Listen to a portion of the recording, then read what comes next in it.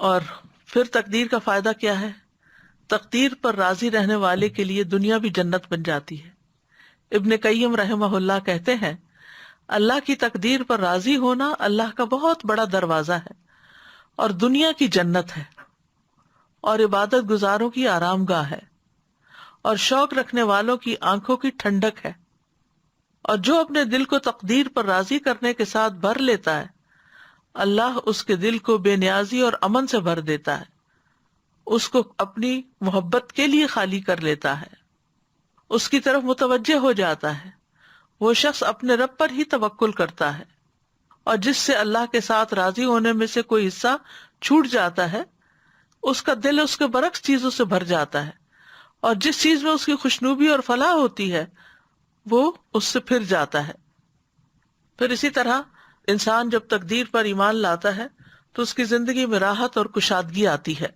ابن مسعود کہتے ہیں کہ اللہ تبارک و تعالیٰ نے اپنے انصاف اور علم کی وجہ سے راحت اور کشادگی کو یقین اور رضا میں رکھا ہے، اور غم اور پریشانی کو شک اور ناراضگی میں رکھا ہے۔ یعنی جو لوگ تقدیر پر ایمان لے آتے ہیں تو وہ ایک راحت بھری زندگی میں ہوتے ہیں، اور جو لوگ تقدیر کو ایکسپٹ نہیں کرتے وہ مسلسل غم اور پریشانی میں رہتے ہیں۔ پھر اسی طرح قیامت کے دن بلند درجات ملیں گے جو تقدیر پر ایمان رکھتے ہیں۔ حکیم بن جعفر سے مروی ہے کہ عبداللہ برافی کہتے ہیں کہ جو لوگ اللہ عز و جل سے ہر حال میں راضی ہو جاتے ہیں، یہ کہہ کے کہ تو اللہ نے لکھا تھا، قیامت کے دن ان کے درجات کو اللہ تعالیٰ بلند کر دے گا۔ اور یہ بھی کہا کہ جس کو رضا دے دی گئی وہ افضل درجات تک پہنچ گیا۔ اب اس میں آپ دیکھیے کہ جیسے شادی ہوتی ہے تو بعض اوقات کسی ایسے شخص سے انسان کی شادی ہو جاتی ہے کہ جس سے اس کو بہت تکلیفیں سہنی پڑتی، مثلا وہ شخص کام نہیں کرتا، یا اس کا کوئی ذریعہ آمدنی نہیں، یا یہ ہے کہ وہ محبت کرنے والا نہیں، یا کوئی نرم مزاج نہیں، یا یہ کہ کوئی بات سمجھنے والا نہیں، تو اس سے زندگی میں ایک عجب طرح کی تکلیف شروع ہو جاتی۔ اسی طرح اگر کسی کا بچہ کوئی ایسا پیدا ہو جاتا ہے، مثلاً اسپیشل بچہ ہو، چل نہ سکتا ہو یا بول نہ سکتا ہو یا سن نہ سکتا ہو،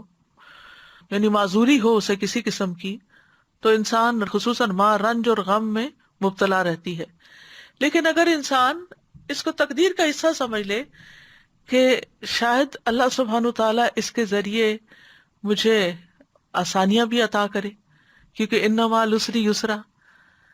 ہو سکتا ہے کہ آپ کی شادی کسی ایسے شخص سے ہوتی جس میں وہ ساری خوبیاں پائی جاتی جو آپ چاہتے ہیں، اور اس کی وجہ سے آپ اللہ ہی کو بھول جاتے، آپ غفلت کا شکار ہو جاتے، آپ دین سے دور ہو جاتے۔ اسی طرح بعض اوقات انسان کو دنیا میں کوئی فائدہ نظر نہیں آتا، لیکن یہ چیزیں انسان کے درجات کو بلند کرنے کا باعث بنتی ہیں۔ یعنی ہو سکتا ہے کہ اگر آپ کے سارے ہی بچے صحت مند ہوتے تو آپ وہ شکریہ ادا نہ کرتے، اب ایک بچے کی بیماری کی وجہ سے باقی بچوں کی صحت پر آپ شکر گزار ہیں، تو اللہ نے آپ کو شکر کی نعمت عطا کر دی، اور اس بچے کی تکلیف کی وجہ سے جو آپ نے تکلیف اٹھائی اس کی وجہ سے آپ کے درجات آخرت میں اتنے بلند ہو کہ آپ سوچ بھی نہ سکے۔ یہ دنیا کی زندگی تو ختم ہی ہو جانے والی ہے،